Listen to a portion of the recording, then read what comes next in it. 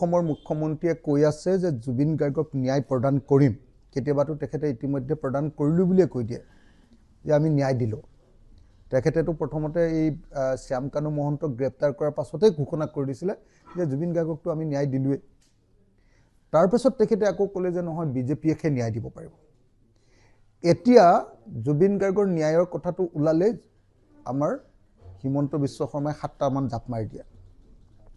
তেওঁ গাটোত যেন খজুৱতি উঠে জুবিন গাৰ্গৰ কথা ওলালে হিমন্ত বিশ্ব শৰ্মাই এতিয়া টেনচন খায় সেইকাৰণে আমি ভয় খাই আছো যে হিমন্ত বিশ্ব শৰ্মাই বা জুবিন গাৰ্গৰ মৃত্যুৰ চাৰ্জচিটক লৈ কি খেলা খেলে কাৰণ অসমতটো আৰু আটাইতকৈ বেছি খেলা পলিটিকেল খেলা মানুহজনী হ'ল হিমন্ত বিশ্ব শৰ্মা সেইকাৰণে সকলো মানুহবিলাকে কাইলৈ ভয় খাই আছে যে কাইলৈ চাৰ্জচিটত কি খবৰ আহে যদি কাইলৈ চাৰ্জচিটত হত্যাকাণ্ড বুলি ঘোষণা কৰা হয় আৰু চাৰ্জচিটত যদি দোষীক শাস্তি দিবৰ কাৰণে 103 অৰ্থাৎ মৃত্যুদণ্ডৰ ধাৰা কাইলৈ যদি সংযুক্ত কৰা হয় সেইটো ভাল খবৰ কিন্তু জুবিনদাৰ ন্যায় প্ৰাপ্তি কেতিয়া হ'ব জুবিনদাৰ ন্যায় প্ৰাপ্তি হ'ব যেতিয়া প্ৰকৃত অৰ্থত জুবিনদাৰ হত্যাকাৰী বা জুবিনদাৰ মৃত্যুৰ কাৰণে জগৰীয়া মানুহবিলাকে প্ৰকৃত অৰ্থত শাস্তি কি মৃত্যুদণ্ড অথবা 105ৰ অধীনত যাৱজ্জীৱন কাৰাদণ্ড পাব এতিয়া এখন চাৰ্জচিট দি দিলে কেতিয়াও ন্যায় দিয়া নহয় চাৰ্জচিট এখনত 1000টা কথা থাকিব পাৰে হিমন্ত বিশ্ব শৰ্মাৰ বিৰুদ্ধে যিখন চাৰ্জচিট আছিলে আপোনাৰ হেৰি শৰ্মা যে কি মানৱেন্দ্ৰ শৰ্মাৰ হত্যাকাণ্ডৰ সেই চাৰ্জচিটখন কোনো হিমন্ত বিশ্ব শৰ্মাই কোৰ্টৰ পৰাই নাইকিয়া কৰি পেলালে হিমন্ত বিশ্ব শৰ্মাৰ পইচা তোলাৰ যিখন চাৰ্জচিট আছিলে গুৱাহাটীত যে ইঞ্জিনিয়াৰ দাসৰ পৰা যে মানে আলফা বুলি পইচা তুলিছিলে তাৰ যিখন চাৰ্জচিট আছিলে সেইখনো চাৰ্জচিট তেওঁ কোৰ্টৰ পৰাই নাইকিয়া কৰি পেলালে গতিকে চাৰ্জচিট এখন দিয়াটোৱে শেষ কথা নহয় ন্যায় পাবৰ কাৰণে আটাইতকৈ ইম্পৰ্টেণ্ট কথাটো হ'ল যে চাৰ্জচিটৰ লগত চাৰ্জচিটত উল্লেখ কৰা অভিযোগবিলাক প্ৰমাণ কৰিবৰ কাৰণে কিমান ষ্টেটমেণ্ট দিব পাৰিছে কিমান এভিডেন্স দিব পাৰিছে এভিডেন্স তথ্য প্ৰমাণ আৰু কিমান ডকুমেণ্টছ তাত দিব পাৰিছে এতিয়া এটা হত্যাকাণ্ড বা মৃত্যুৰ প্ৰকৃত এভিডেন্সটো কি প্ৰকৃত এভিডেন্সটো হ'ল প্লেচ অফ অকাৰেন্স বা য'ত ঘটনা ঘটিছে তাত গৈ তদন্ত কৰি তাৰ পৰা তথ্যসমূহ সংগ্ৰহ কৰা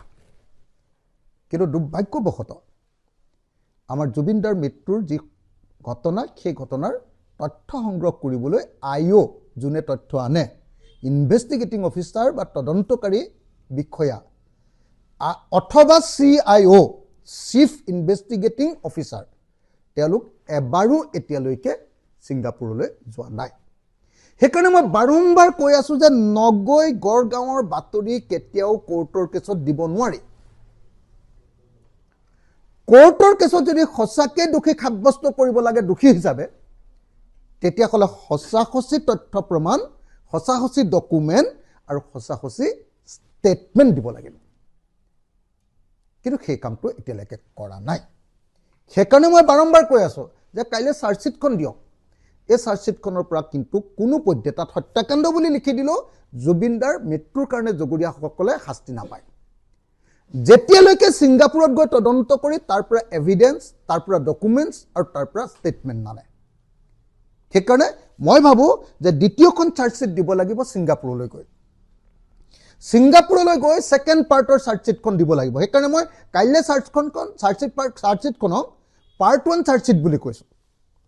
সেকেন্ডখনক আচলতে এনেকৈ চাৰ্জচিট দিবই নাপায় এনেকৈ যেটো চাৰ্জচিট দিছে এটো হ'ল একেবাৰে ঘটনাটো পৰা দুখিক বচাবৰ কাৰণে দিয়া চাৰ্জচিটে হয় আচলতে সেইকাৰণে মই তথাপিও যেহেতু জুবিন গাৰ্গ আৰু যেহেতু মুখ্যমন্ত্ৰীয়ে কৈ আছে যে আমি ভাল চাৰ্জচিট দিছো সেইকাৰণে মই মনে মনে আছো কিন্তু যদিহে আচলতে জুবিন গাৰ্গৰ হত্যাকাৰীবিলাকক ধৰিব লাগে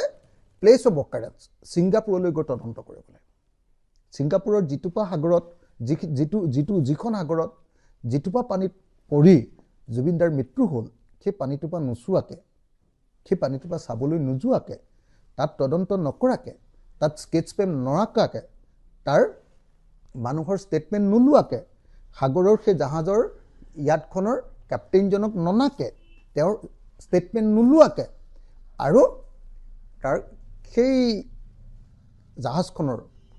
ভিডিঅ'বিলাক অথেণ্টিকেটেড কৰি CCTVৰ কেমেৰাবিলাক অথেণ্টিকেটেড কৰি তাৰ পৰা ননালৈকে যি টিমে উঠাই লৈ গৈছিলে ৰেস্কিউ টিম তেওঁলোকৰ ষ্টেটমেণ্ট নোলোৱাকৈ আৰু ডকুমেণ্টছবিলাক সংগ্ৰহ নকৰাকৈ যেনেকৈ ধৰক কি ডকুমেণ্টছ যে সেই জাহাজখনৰ সাঁতুৰিবৰ কাৰণে এটা পাৰ্মিশ্যন ল'ব লাগে এখন ফৰ্ম ফিল আপ কৰিব লাগে সেই ফৰ্ম ফিল আপখনত জুবিন দাই তেওঁৰ বেমাৰ আছে বুলি লিখি দিছিলে নে নাই সেইটো ডকুমেণ্ট বুলি কয় সেই ডকুমেণ্টটো ননাকৈ কেতিয়াও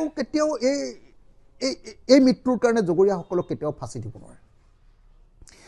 এই কাম নকৰাকৈ যিটো চাৰ্জশ্বিট দিছে ছিংগাপুৰলৈ নোযোৱাকৈ এই চাৰ্জশ্বিটটো ডেফিনেটলি এইটো এটা অসম্পূৰ্ণ চাৰ্জশ্বিট আৰু যদি অকল এই চাৰ্জশ্বিটটোৱে দিয়ে তাৰ পাছত যদি চাৰ্জশ্বিট নিদিয়ে তেতিয়াহ'লে এই চাৰ্জশ্বিটটোক মই ক'ম ভুৱা চাৰ্জশ্বিট কিন্তু যদি এইটো চাৰ্জশ্বিট দিয়ে আকৌ এবাৰ চাৰ্জশ্বিট দিয়ে 2বাৰ 3বাৰ দি চাৰ্জশ্বিট দি যদি কৰি দিয়ে তেতিয়াহ'লে মই ক'ম যে নাই ঠিকে আছে বাৰু এইটো খণ্ড 1 চাৰ্জশ্বিট সেইকাৰণে মই আজিৰ দিনটোত অসমৰ মুখ্যমন্ত্ৰী ডাঙৰীয়াৰ প্ৰতি আহ্বান জনাইছোঁ মুখ্যমন্ত্ৰী ডাঙৰীয়া আমাক আভুৱা নাভাৰিব কাৰণ 6 মাহৰ পাছত আমি অসমৰ মানুহ সবেই গম পাই যাম আপুনি কি কৰিছে কাৰণ 6 মাহৰ পাছত ইলেকশ্যন শেষ হোৱাৰ লগে লগে যেতিয়া কোৰ্টত কেছ আৰম্ভ হ'ব চাৰ্জ ফ্ৰেম কৰিব যিদিনা সেইদিনাই আপুনি যি ধৰণে তদন্ত কৰিছে এই তদন্তটোত অকল হত্যা যদি কৰিছে তাৰ মটিভটো কি উদ্দেশ্য টকা ল'বৰ কাৰণে হত্যা হৈছে নেকি এইটোহে তদন্ত কৰি আছে হত্যাকাণ্ডটোৰ তদন্ত এতিয়ালৈকে হোৱা নাই আৰু তাৰ চাৰ্জশ্বিট বনাব ইয়াত বহি নোৱাৰে দ্বিতীয় কথা মই বাৰম্বাৰ কৈ আছোঁ যে ছিংগাপুৰৰ পৰা তথ্য আনিবলৈ হ'লে কোৰ্টৰ জৰিয়তে লেটাৰ্ছ ৰগেটৰী বা লেটাৰ অফ ৰিকুৱেষ্টৰ জৰিয়তে আনিব লাগিব কোৰ্টৰ জৰিয়তে মুখ্যমন্ত্ৰীয়ে কৈছে যে নহয় অকল MLAT বুলি যিখন চুক্তি আছে সেই চুক্তিৰ অধীনত